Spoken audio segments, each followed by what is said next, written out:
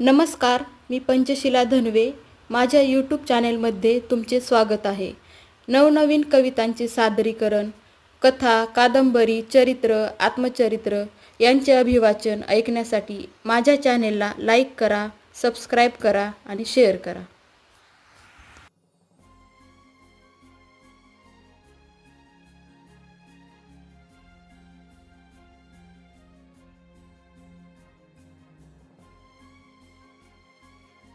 कवितेचं नाव आहे माणूस कोणाला म्हणावे.